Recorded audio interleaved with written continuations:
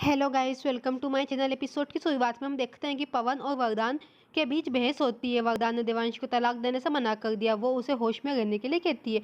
वरदान कहता है कि मैं अब होश में आ गया हूँ। पवन कहता है कि मैं आज इसे नहीं छोड़ूंगा। वो वरदान को पकड़ लेता है। वरदान गुस्से में पवन और देवांशी को धक्का देता है और उसको चोट लग जाती है। फिर कल की उन्हें देखती है। कुसुम देवांशी को उसके पति वरदान के बजाय पवन का पक्ष लेने के लिए डांटती है। देवांशी उसे इससे दूर रहने के लिए कहती है। कुसुम कहती है कि ये मेरे बेटे की बात है। गोपी वरदान से पूछता है कि वो देवांशी को क्यों परेशान कर रहा है। वो खुद को उस पर मजबूर नहीं कर सकता। वरदान उसे बीच में ना कहने के लिए कहता है। नूतन कहती है कि हमारा भी हक है, हम इस मामले में देवांशी के साथ है। कुसुम कहती है कि ये लोग तुम्हारे हैं और तुम्हारे साथ कोई नहीं है, बस मैं तुम्हारे साथ हूँ। पवन कहता है कि तुम दोनों यहाँ सिर्फ कल्कि की वजह से हो, हद में रहो नहीं तो मैं तुम्हें यहाँ से निकाल दूंगा बाहर। फिर वरदान को ताना मारता है। देवांशी कहती है कि तलाक के कागजात पर साइन करो नहीं तो मैं कोर्ट में चली जाऊंगी, मैं तुम्हारे साथ नहीं रहूंगी।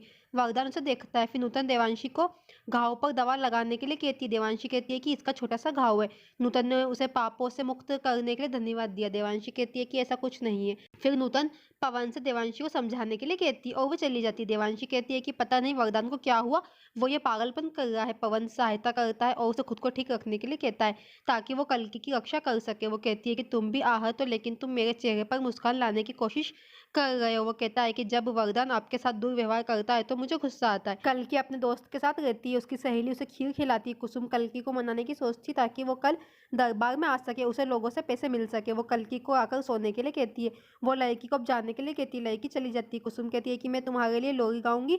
देवांशी आती है और कहती है कि कल्कि कहीं नहीं जाएगी, वो मेरे साथ सोएगी। उसने मुझे कहा कि वो मेरे साथ सोएगी। वो कल्कि से कहती है कि डरो मत, कोई भी मुझे तुम्हें मजबूर नहीं कर सकता। कल्कि ने कुसुम को गले लगाया। देवांशी चौंक जाती है और सोचती है कि मेरी सारी मेहनत गलत हो गई। कुसुम ने उसे खीर खिला दी। देवांशी फिर मोरली के धागे को देखती है और उसे कल्कि के हाथ में बांधने की सोचती है। फिर लड़की माया के पास आती है। माया मुस्कुराती है और सोचती है कि मेरा काम हो गया।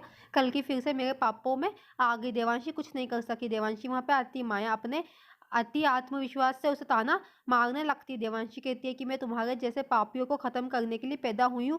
मुझे पता है कि कल्कि को कैसे बचाना है। अगर मैं उसे एक बार बचा सकती हूँ तो मैं उसे फिर से बचा सकती हूँ। वो चली जाती है। माया हंसती है और कहती है कि तुम उसे बचा नहीं सकती। कुसुम कल्कि को कुछ फिर गुण सिखाती है। माया वहां पे आती है। वो कल्कि को खिलौने से खेलने के लिए कहती है। कल्कि चली जाती है। माया कुसुम से कहती है कि कल्कि को जबरदस्ती मत करो नहीं तो खेल खराब हो जाएगा, प्यार से समझाओ। कुसुम कहती है कि वो प्यार से नहीं सीखती, मुझे पैसे नहीं मिले। माया कहती है कि पहले देवांशी को कल्कि से दूर कर दो। कुसुम कहती है कि ये कैसे कर सकती हूँ। माया कहती है कि वरदान का यूज करो, हमें उसे देवांश के खिलाफ बनाना है। इस तथ्य का यूज करो कि वो उसका पति है, उसके पुरुष अहंकार को जगाओ। यदि आप देवांश को कल्कि से अमावस्या तक दूर रखती हो तो आप कल्कि को प्राप्त कर सकती हो और लाभ भी प्राप्त कर सकती हो। देवांशी रोती है और कहती है कि मैं कल्कि को पाने में नाकाम रही। कल्कि आती है और उस पर गुस्सा हो जाती है। वो देवांशी को डांटती है। कुसुम कल्कि से कहती है कि आओ और सो जाओ, कल दरबार जाना है। फिर देवांशी रोती है।